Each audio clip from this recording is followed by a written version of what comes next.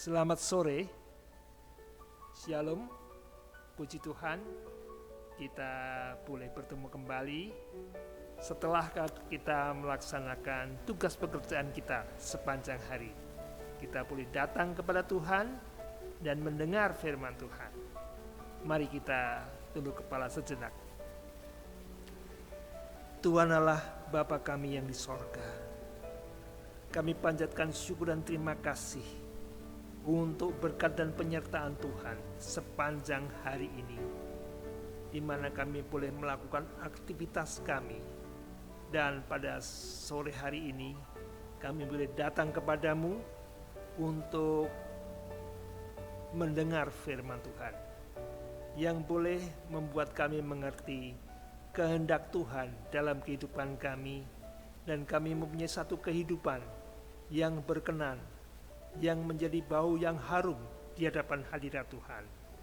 Membukakan hati pikiran kami, Roh Kudus-Mu boleh menerangi hati kami, dan firman ini menjadi berkat bagi kami semuanya.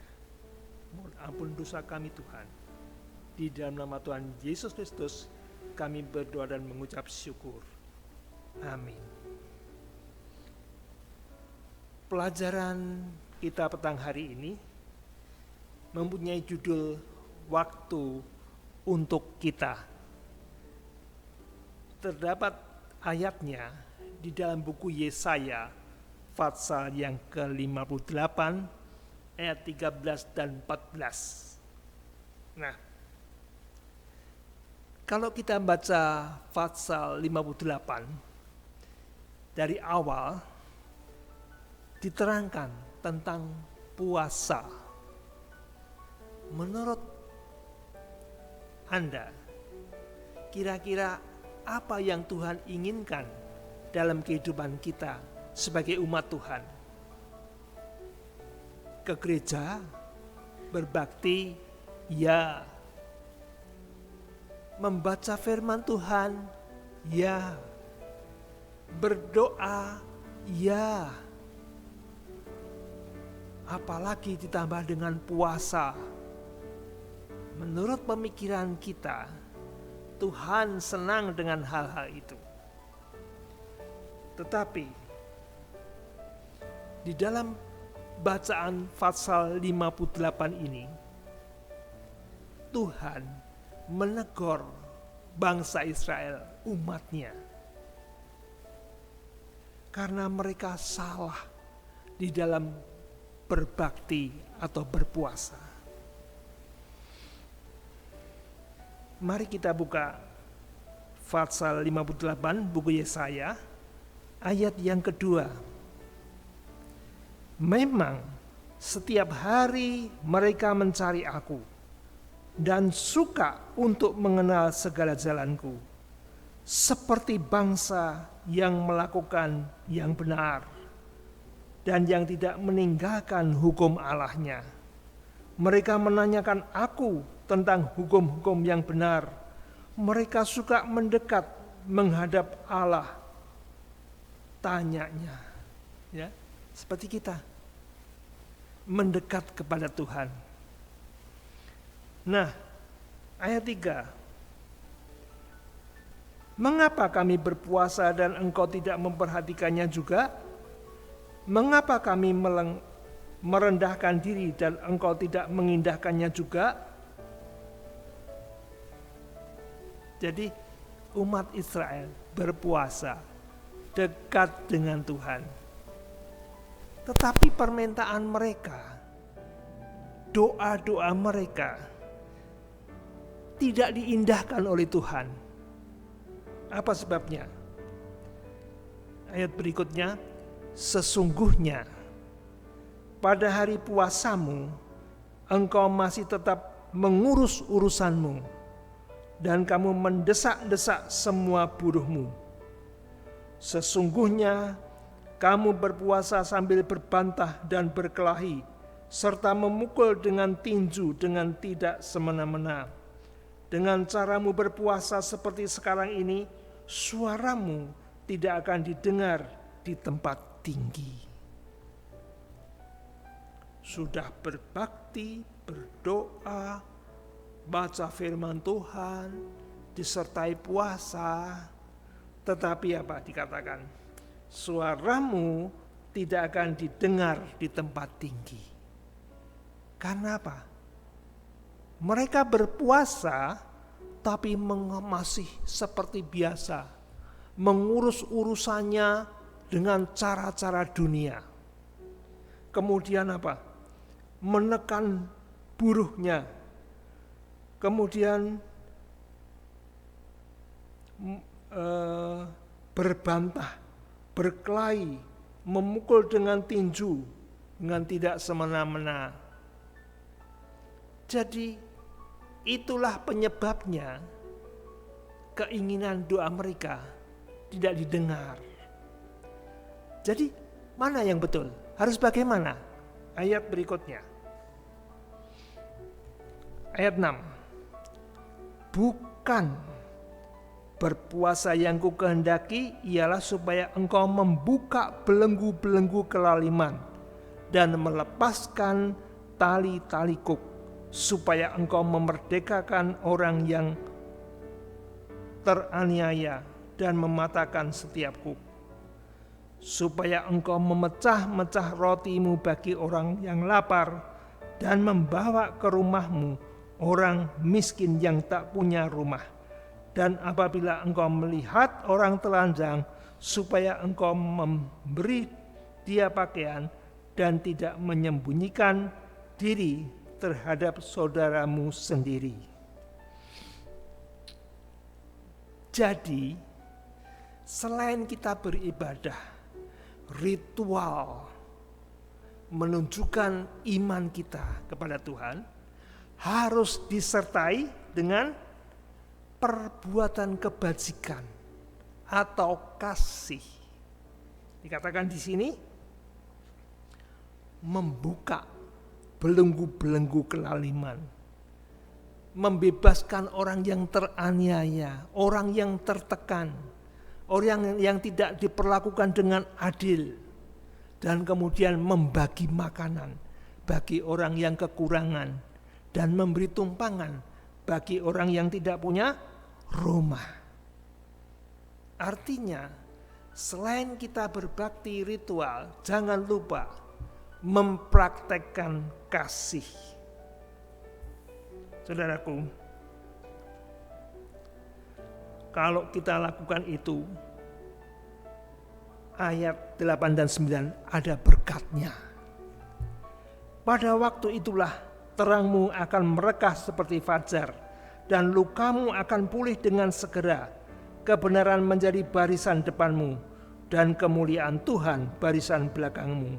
Pada waktu itulah engkau akan memanggil, dan Tuhan akan menjawab. Engkau akan berteriak minta tolong, dan Ia akan berkata, ini aku. Apabila engkau tidak lagi mengenakan kuk kepada sesamamu, dan tidak lagi menunjuk-nunjuk orang dengan jari dan memfitnah. Itulah berkat yang Tuhan janjikan. Bila mana kita selain berbakti, melakukan perbaktian, juga mempraktekkan kasih. Berkat yang Tuhan janjikan. Apakah cukup itu? Ada lagi. Pasal 58 ayat 13 dan 14. Mari kita baca. Menghormati hari Sabat. Apabila engkau tidak menginjak-injak hukum Sabat dan tidak melakukan urusanmu pada hari kudusku, apabila engkau menyebutkan hari Sabat hari kenikmatan dan hari kudus Tuhan hari yang mulia, apabila engkau menghormatinya dengan tidak menjalankan segala acaramu dan dengan tidak mengurus urusanmu atau berkata omong kosong, maka engkau akan bersenang-senang karena Tuhan. Dan aku akan membuat engkau melintasi puncak bukit-bukit di bumi dengan kendaraan kemenangan. Aku akan memberi makan engkau dari milik pusaka Yakub, bapa leluhurmu, sebab mulut Tuhanlah yang mengatakannya. Jadi syarat berikutnya adalah menghormati hari Sabat. Ada orang katakan itu hari Sabat untuk orang Yahudi. Alkitab mengatakan Kejadian 2 ayat 2 dan 3. Mari kita buka. Kejadian 2 ayat 2 dan 3 mengatakan, ketika Allah pada hari ketujuh telah menyelesaikan pekerjaan yang dibuatnya itu, berhentilah ia pada hari ketujuh dari segala pekerjaan yang telah dibuatnya itu. Lalu Allah memberkati hari ketujuh itu dan menguduskannya, karena pada hari itulah ia berhenti dari segala pekerjaan penciptaan yang telah dibuatnya itu. Allah di dalam menciptakan alam semesta, hari pertama, kedua, ketiga, sampai ke-6. Tetapi pada hari yang ketujuh, Allah berhenti. Dikatakan, dia berhenti, memberkati, dan menguduskannya. Jadi, pada waktu Allah menentukan hari yang ketujuh ini, belum ada bangsa Yahudi. Itu adalah Allah sendiri yang menetapkan untuk semua umat manusia. Tetapi manusia lupa melelehkan hari Sabat. Lalu 2500 tahun kemudian Allah mengingatkan melalui Musa kepada bangsa Israel. Kita bisa baca di dalam Keluaran 20. Ya. Di sana adalah 10 hukum. 10 hukum di atas 2 loh batu yang ditulis oleh jari Allah sendiri. Dan hukum pertama, kedua, ketiga, dan keempat adalah hubungan manusia dengan Allah. Apa yang harus dilakukan? Tetapi hukum yang kelima sampai dengan ke-10 adalah hubungan manusia sesama manusia yang harus dilakukan. Dan hukum keempat, hari Sabat, ingatlah dan kuduskanlah hari Sabat. Saudaraku, hari Sabat adalah waktu untuk kita. Mengapa? Karena hari Sabat itu penuh berkat.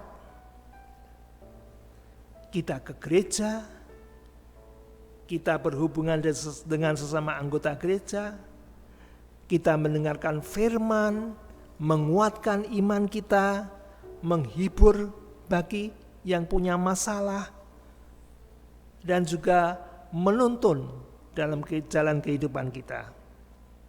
Kemudian hari Sabat, waktu untuk kita, untuk keluarga. Kita lepaskan, tinggalkan urusan pekerjaan rutin kita sehari-hari. Kita berkumpul bersama, menyanyi, sharing satu sama lain, menguatkan. Itu sangat indah. Itu memperbaiki hubungan keluarga yang mungkin karena kesibukan masing-masing tiap hari menjadi kurang harmonis. Jadi hari Sabat, hari untuk keluarga. Kemudian hari Sabat kita boleh mempraktekkan kasih. Seperti Yesus, dia keliling menyembuhkan orang. Kita pun dapat melawat teman-teman, sahabat kita yang mungkin sedang sakit. Dan kita juga melawat mereka yang mungkin punya masalah, yang perlu dihibur, yang perlu dikuatkan imannya. Kita bisa mendoakan di sana, dan itu mendatangkan berkat, bukan hanya bagi yang kita lawat, tetapi juga bagi kita sendiri. Kerohanian kita makin bertumbuh. Semoga pelajaran tentang puasa ini dan Sabat mengubah motif kita terhadap Tuhan di dalam perbaktian kita dan hubungan kita dengan Tuhan. Tuhan memberkati.